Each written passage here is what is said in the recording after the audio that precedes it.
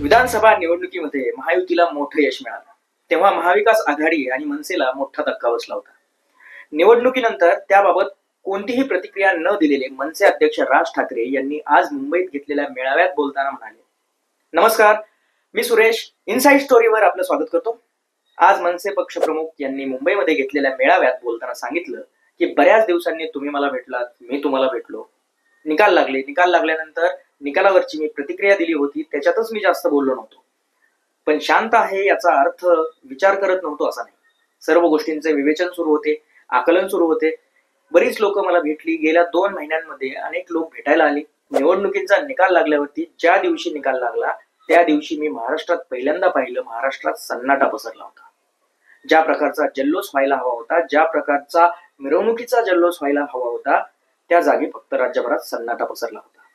हे काय झालं, कसं झालं, असा कसा निर्णय आला? माझ्याकडे एक व्यक्ती आली.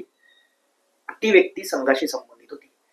त्यांच्याही मनामध्ये मला दिसलं त्यांना हे पटलेलं नाही. त्यांनी फार छान वाक्य माझ्यासमोर बोलले. मला म्हणाले, इतना सन्नाटा क्यों है भाई? कोणीतरी जिंकला असेल ज्याच्यातून जल्लोष होईल, पण महाराष्ट्रामध्ये जो सन्नाटा पसरला आहे हे कसलं देवतं काय? खरं सांगायचं तर काही गोष्टींवरती तर विश्वास बसू शकत नाही, असे पुढे राज ठाकरे म्हणाले. राजू पाटील यांच्या निकालाबद्दल बोलताना राज ठाकरे म्हणतात की एक गाव आहे, तिथे त्या पाटलांनाच मतदान होतं. साधारण 1200 ते 1500 लोकांचं गाव आहे. त्या 1400 लोकांच्या गावामध्ये राजू पाटलांना किती मत पडले असतील? अख्खं सगळं मतदान राजू पाटलांना नव्हतं, त्यांचे भाऊ उभे होते, त्यांना मतदान झालं होतं. राजू पाटील उभे होते तेव्हा त्यांना मतदान झालं होतं. जेव्हा ते खासदारकीला उभे होते तेव्हा देखील तिथे मतदान झालं. मात्र यावेळी त्या गावातून राजू पाटलांना एक पण मत पडलं नाही. अख्ख्या गावातून एकही मत पडत नाही. जी 1400 मतं आहेत ती दरवेळी राजू पाटलांना पडायची, त्या गावात एक मत पडत नाही, असं म्हणत एक प्रकारे राज ठाकरे यांनी निवडणुकीच्या बाबत संशय व्यक्त केला आहे. मराठवाड्याचा एक नगरसेवक आहे. नगरसेवक झाला त्यावेळेस त्याला 5500 मतदार त्याच्या भागात झाले होते. आता त्यांना विधानसभा निवडणुकीला 2500 मतदान झालं, अशी माहिती देखील राज ठाकरे यांनी दिली आहे. तर विधानसभा निवडणुकीत अनेक नेते असे आहेत त्यांना विश्वास बसत नाही की आपण निवडून येऊ. ते आपल्या बायकोला रोज रात्री चिमटा काढ म्हणतात, असं म्हणत त्यांनी नेत्यांवर हल्लाबोल केला आहे. त्याबरोबरच छावा चित्रपटाच्या ट्रेलरवरून सुरू असलेल्या वादावर बोलताना राज ठाकरे म्हणाले की छत्रपती संभाजी महाराजांवर चित्रपट काढणारे दिग्दर्शक लक्ष्मण उतेकर परवा माझ्याकडे आले होते. ते उत्तम दिग्दर्शक आहेत. मी काही चित्रपटाचा डिस्ट्रीब्युटर नाही, पण महाराष्ट्रातील प्रत्येक मराठी माणसाने तो चित्रपट पाहायला पाहिजे, कारण आमचे छत्रपती शिवाजी महाराज हे आमची प्रेरणा आहे, तर छत्रपती संभाजी महाराज हे आमचे बलिदान आहे. मी त्या चित्रपटाचा ट्रेलर पाहिला नव्हता.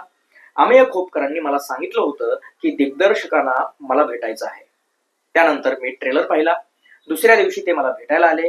अर्थातच लेझिम हा आपला महाराष्ट्राचा पारंपरिक खेळ आहे आणि संभाजीराजेंनी कधी ना कधी हातात लेझिम घेतलंही असेल, काय माहिती, इतिहासाच्या पानात नाही पण मनात तर असेलच.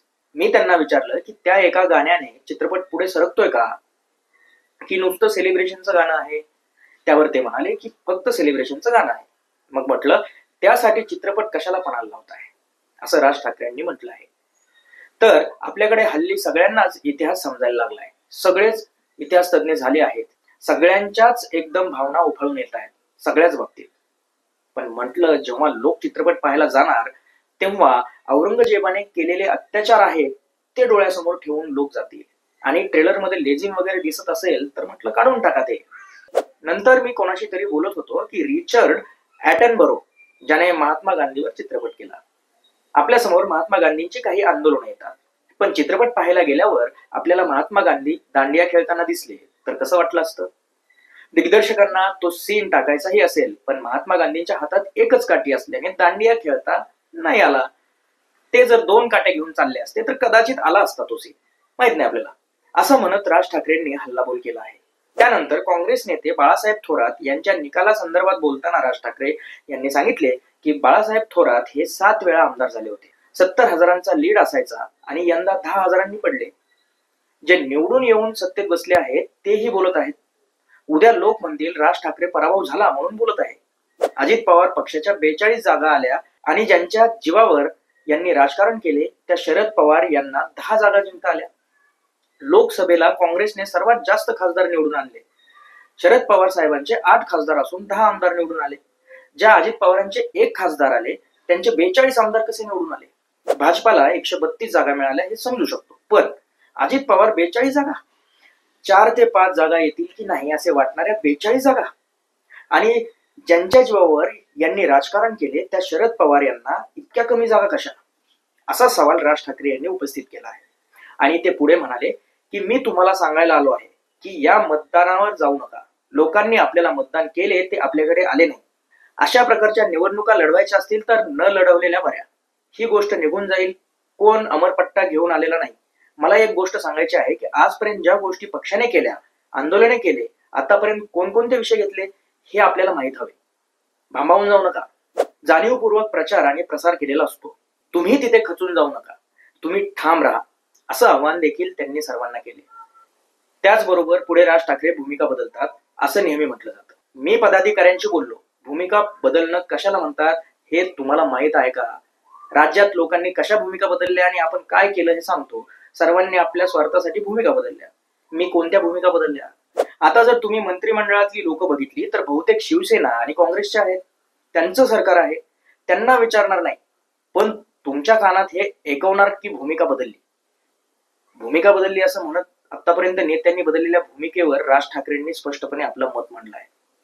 आणि पुढे ते पक्षात शिस्तबद्धता येण्यासाठी पक्षात वरपासून खालपर्यंत एक आचारसंहिता तयार करण्यात येणार आहे. जे मी वरील पातळीवर बोलेल ते शाखा प्रमुख आणि पदाधिकाऱ्यांना आणि सर्वसामान्य कार्यकर्त्यांना देखील कळायला हवं. पक्षात नेमकं काय सुरू आहे हे सर्वांना समजायला हवं, असं देखील राज ठाकरे म्हणाले. त्यामुळे कदाचित काही पदांची नावे देखील बदलली जाणार असल्याचे राज ठाकरे यांनी सांगितले आहे. बदल हळूहळू टप्प्याटप्प्याने तुमच्या समोर हे मांडणार असल्याची माहिती राज ठाकरे यांनी मेळाव्यात दिली आहे. मनसे प्रमुख यांनी म्हटले की लहानपणापासून मी लहान मोठे अनेक पराभव पाहिले आहेत, तसेच अनेक विजय देखील पाहिले आहेत. मी पराभवाने कधीही खचलो नाही, तर विजयाने हरखून देखील गेलो नाही. विजयाने कधी हुरळून गेलो नाही. खचलेल्या पिचलेल्या लोकांचं मला नेतृत्व करायचं नाही. माझ्यासोबत राहायचे असेल तर ठाम राहा. अशा शब्दात राज ठाकरे यांनी पदाधिकाऱ्यांमध्ये उत्साह, जोश आणि नवचैतन्य निर्माण करण्याचा प्रयत्न केला आहे. जे आपल्याला महाराष्ट्रात करायचे आहे, जे महाराष्ट्रातील मराठी माणसासाठी करायचं आहे ते आपण करणारच आहोत, असंही राज ठाकरे यांनी म्हटलं आहे. आज नाही, उद्या नाही, तर परवा करू, मात्र ते होणार म्हणजे होणारच हे लक्षात ठेवा, असा ठाम विश्वास राज ठाकरे यांनी व्यक्त केला आहे. राज ठाकरे यांनी मेळाव्यामध्ये मोदी आणि भाजपावर निशाणा साधला. भाजपने ज्यांच्यावर भ्रष्टाचाराचे आरोप होते त्यांना सोबत घेतलं आणि पदं दिली. भाजपाने आरोप केलेले सर्वजण हे भाजपासोबत आज मंत्रिमंडळात आहे. 70,000 कोटींचा घोटाळा करणाऱ्यांना आत टाकू असं मोदी म्हणाले. मात्र आम्हाला माहित नव्हतं की मोदी त्यांना मंत्रिमंडळात टाकतील. देवेंद्र फडणवीस यांनी किती लोकांवर भ्रष्टाचाराचे आरोप केले आहेत, आता ते सोबत दिसतात, असं म्हणत राज ठाकरे यांनी मोदींसह फडणवीस यांच्यावर निशाणा साधला आहे. अशा अनेक विषयांवर मनसे प्रमुख राज ठाकरे हे मुंबईमध्ये आलेल्या आजच्या मेळाव्यात बोलले. अशाच नवनवीन माहितीसाठी पाहत रहा इन्स्टा स्टोरी. नमस्कार.